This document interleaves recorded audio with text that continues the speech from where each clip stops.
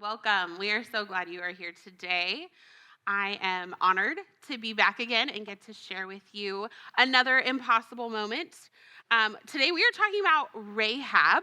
I feel like it could be a popular story, but maybe a lesser known story. The cool thing about Rahab's story is that it's a smaller version, or a smaller part, I guess I should say, of a larger story. So most of us, I think, if you've been in the church for any length of time, know the story of the Battle of Jericho. And that is the larger story. So if this is like a movie, and the movie was about the Battle of Jericho and walking around the city of Jericho and the walls come tumbling down, Rahab's story is like the setup. Or it's like the flashback to give some context, okay? So we're gonna dive into Rahab's story. Jericho, great story, another impossible moment, completely different sermon, all right? So we're gonna focus on Rahab's story today. The other cool thing I love about her story is that Rahab has some really impossible moments herself, but then God uses her to bring about other people's impossible moments. And we're gonna look at all of that. We're gonna even peek into the New Testament a little bit, even though this is an Old Testament story.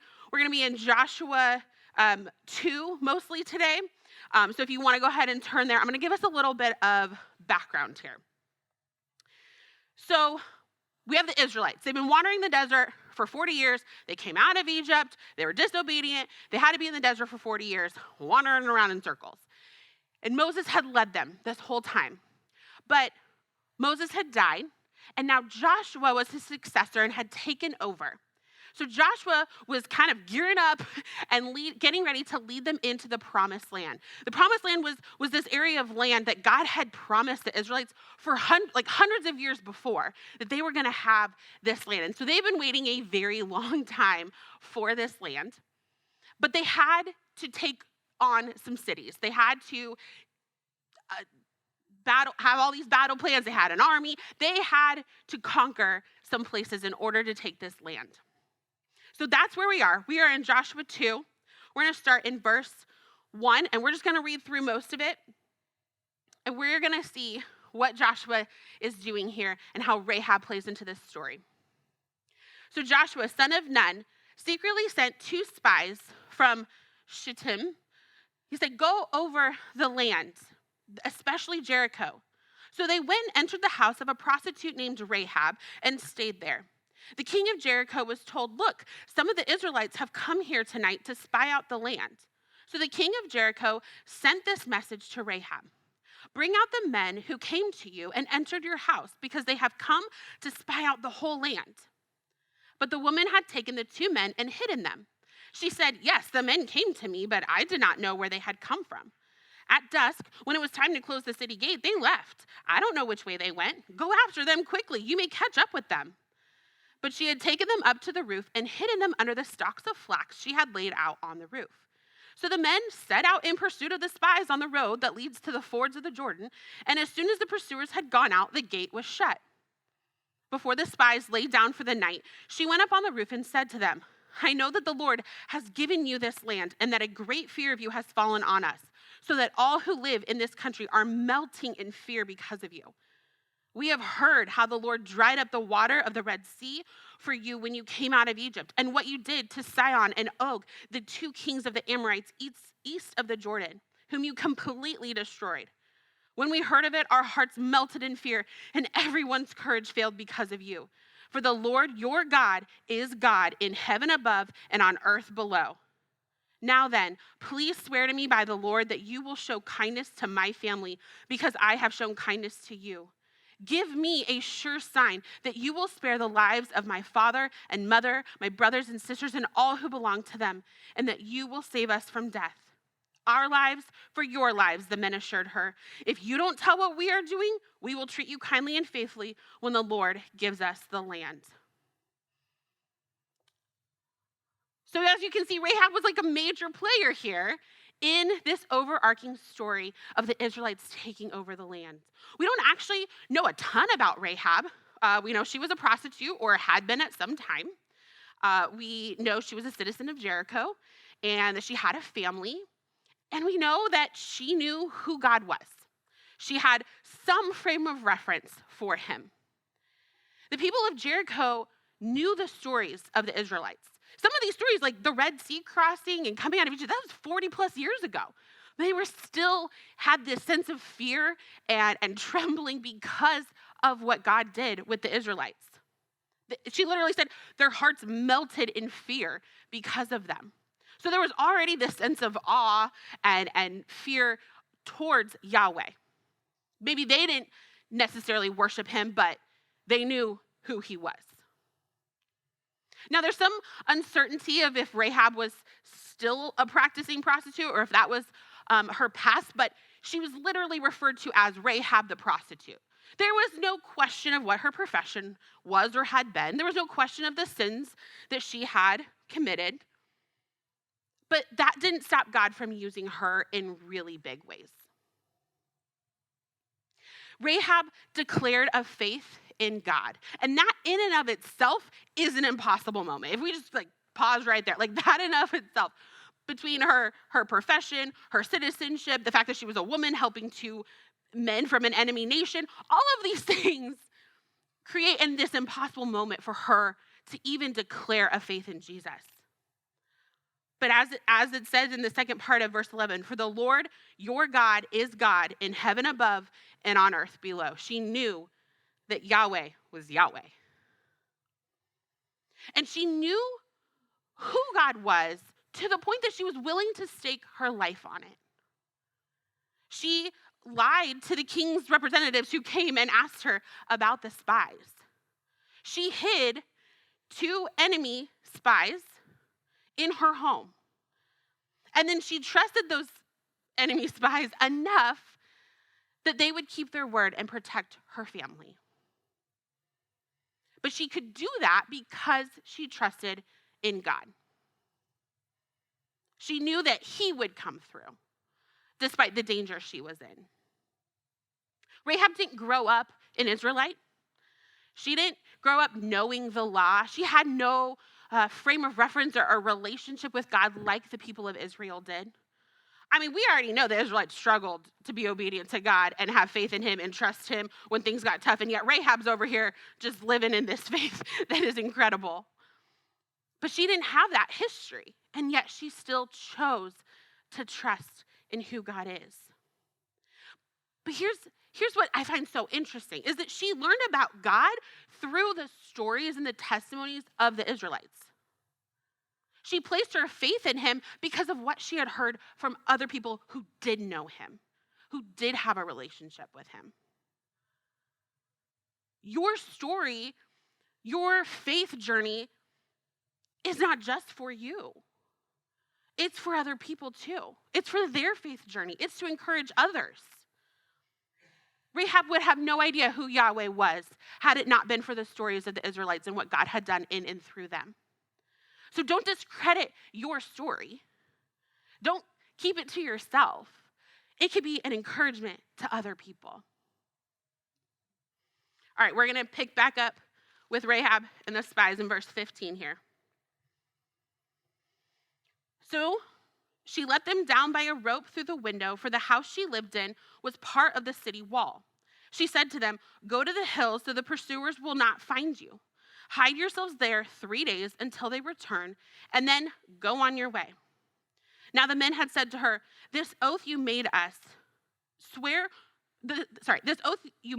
will not be binding on us unless when we enter the land you have tied this scarlet cord in the window through which you let us down, and unless you have brought your father and mother, your brothers, and all your family into your house.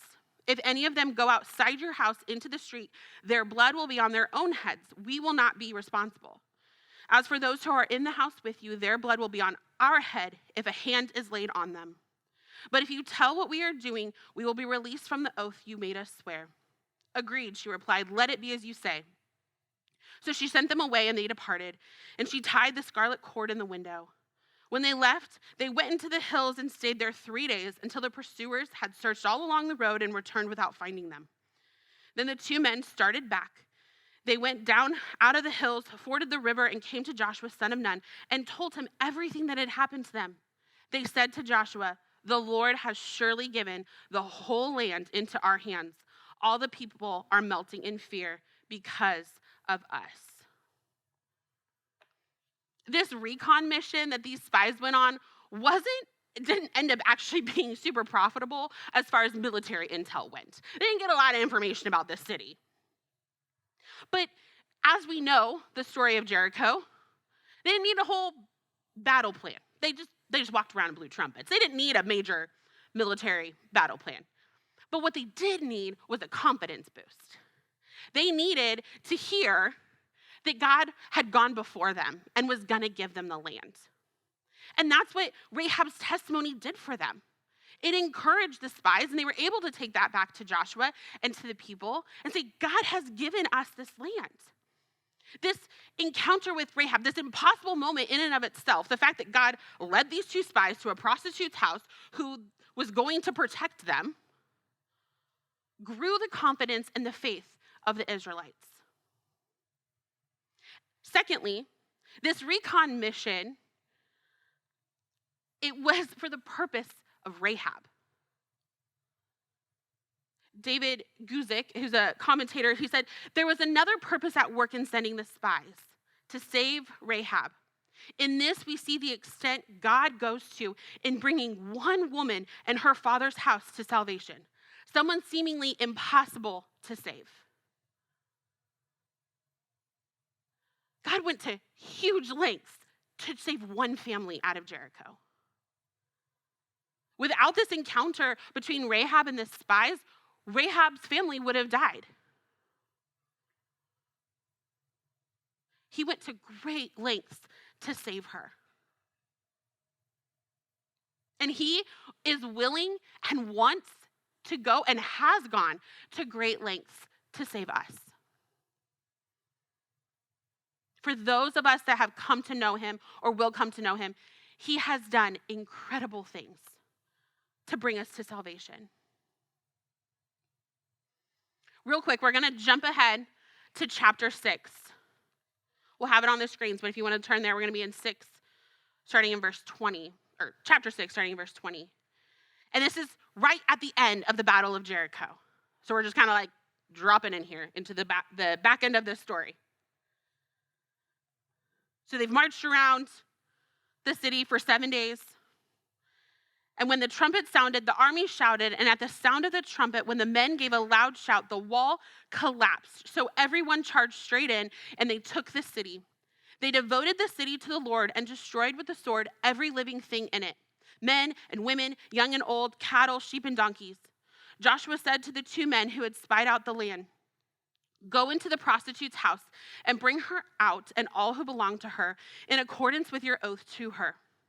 So the young men who had done the spying went in and brought out Rahab, her father and mother, her brothers and sisters, and all who belonged to her. They brought out her entire family and put them in a place outside the camp of Israel. Then they burned the whole city and everything in it, but they put the silver and gold and the articles of bronze and iron into the treasury of the Lord's house. But Joshua spared Rahab the prostitute with her family and all who belonged to her, because she hid the men Joshua had sent as spies to Jericho, and she lives among the Israelites to this day. The walls just came crashing down. But did you catch what we read about Rahab's house earlier in chapter 2? Her house was literally built into the wall. We don't know for sure, but I imagine when all the walls come down, her house would have been destroyed along with it, or should have been. I imagine like you had like a bird's eye view or a panoramic shot of the city that I just see just all this rubble and the walls down, but then just her house, just perfectly untouched. I don't know that there's a lot of theological significance with this, except to show us how cool God is. He's so powerful, he's so big that he can destroy an entire city and keep one house that's built into the wall still standing.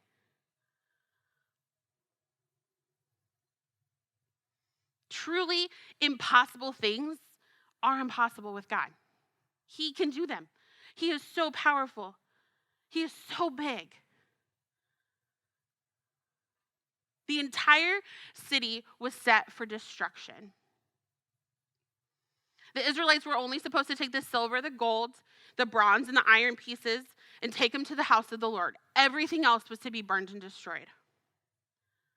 This type of destruction was actually really common with the Israelites when the Lord would have them conquer a city. And the main reason for that was because you had this baby nation trying to learn to be set apart, trying to learn this law and follow God and do what was right. And so God wanted to destroy completely anything that would infiltrate that, anything that would negatively influence that.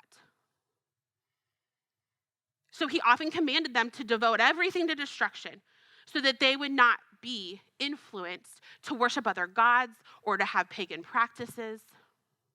So this was actually very common. But God spared Rahab. Her life had been so transformed that God wasn't worried about her negatively influencing the Israelites. He allowed her family to live among them. It wasn't going to be an issue. Rahab's faith was so evident and so strong that it was actually referenced twice in the New Testament. First, we see it in Hebrews 11, verse 31. It says, by faith, the prostitute Rahab, because she welcomed the spies, was not killed with those who were disobedient. And then in James 2, 25 through 26, in the same way, was not even Rahab the prostitute considered righteous for what she did when she gave lodging to the spies and sent them off in a different direction? As the body without the spirit is dead, so faith without deeds is dead. That's an impossible moment to me. Rahab's faith, to that degree, shows that God can use anybody. I mean, the New Testament writers still referred to her as Rahab the prostitute. That identity had kind of been attached to her, but it didn't matter. God still used her for his glory and to accomplish his plans. Not only that, not only was her faith so big that it was acknowledged thousands of years later, but she actually became part of the lineage of Jesus. We see it in Matthew 1:5. Rahab was the great-grandmother of a man named Boaz that you might be familiar with, who was the grandfather of Jesse, who was the father of King David. And then we see that lineage continue from David to Jesus. She became a part of the impossible moment of Jesus coming to earth. Because she trusted in God. Because she was willing to stake her life on it and believe that he was who he said he was. There's a lot we can take out of this story from Rahab, but there's a few key things that I want to focus on as we finish our time together that I really feel like point us to Jesus and can boost and impact our faith a little bit. The first one is that our sin doesn't disqualify our salvation. Rahab didn't let her past or her present or her sin or her struggles or her citizenship or anything like that stop her from seeking God and putting her faith in him. She didn't even discredit herself. She was bold enough to say, I believe in God. Will you go into this agreement with me to protect my family? She didn't believe the lie that because she had the odds stacked against her, because she wasn't part of the Israelite nation, that she couldn't be saved.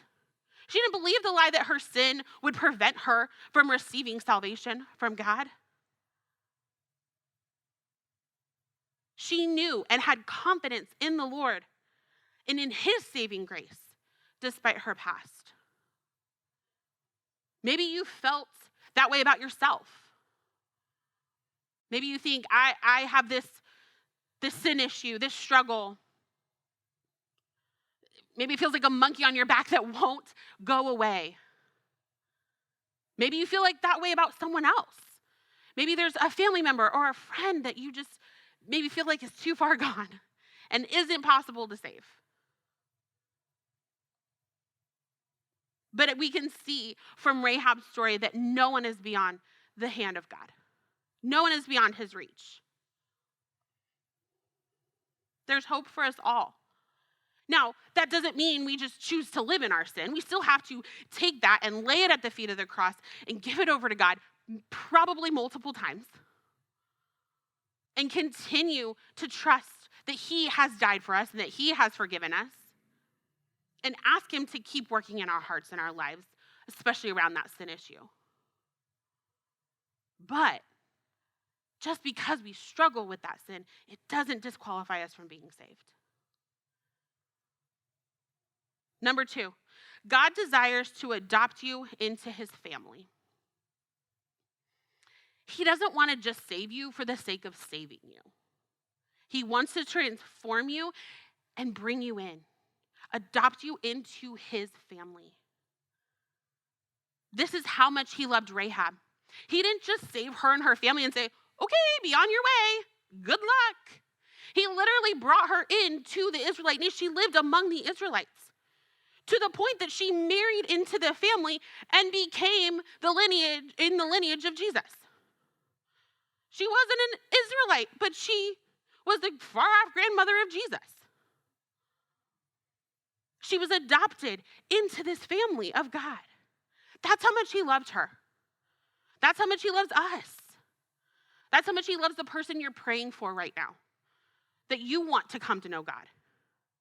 That's how much he loves the parent or the child or the spouse or the best friend or the neighbor who you know doesn't walk with Jesus. He wants to transform their heart. He wants to bring them into the family.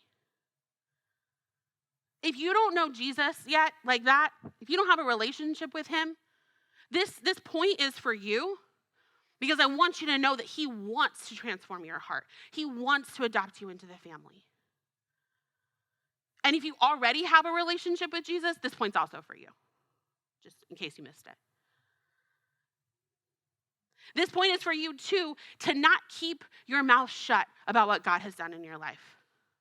Rahab knew the stories of God because of the testimonies of the people. How are your people going to know what God has done in your life if you don't tell them? This is supposed to be an encouragement for you to continue to invite them to church or events, to invite them into your home. Maybe for game night, you're just hanging out, to coffee, just being yourself and being a light. Or, and I might step on some toes, to actually tell them about what God has done in your life. To boldly share with them the transformation that you've experienced. Us pastors, we love being here. We love this job most of the time. We love sharing these things with you. But we're not just here to give you facts and information. We're not here to entertain or make you feel good with lots of fluff. Y'all can go read your Bibles and commentaries and all that stuff for yourself. We're here to equip you and to encourage you to go into your places and to be with your people and to tell them about Jesus.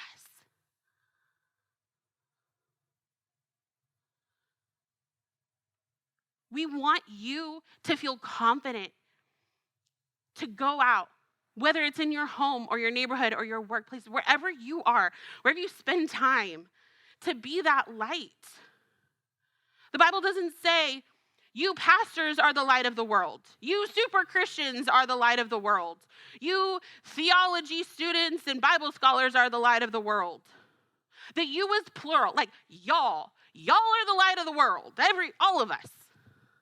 We're all called to be disciples and go make more disciples. We don't know like anything about Rahab's family. We don't know if they believed in Yahweh.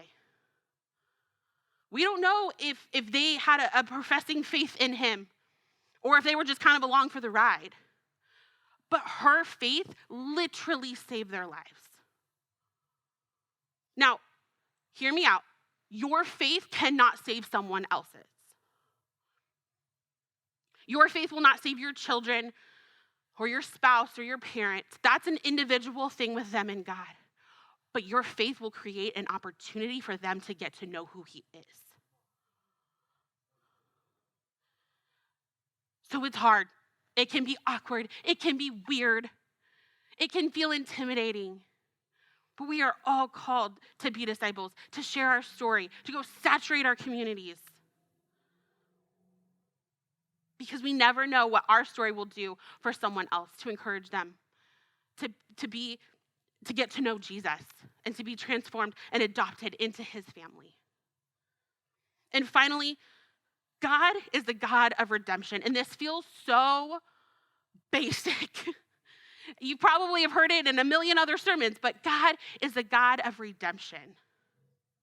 Not only did he save Rehab because of her faith, but he redeemed her.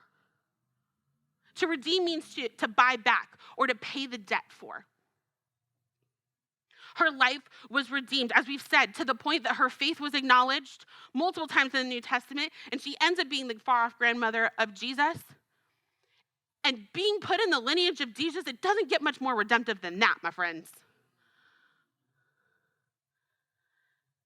Jesus has redeemed all of us, all sinners who claim him, who proclaim him and put their faith in him and receive his gift of salvation have been redeemed.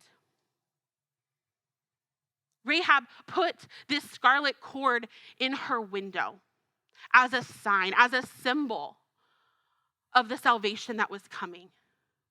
It's reminiscent of the Israelites when they were still in Egypt and they had the plagues.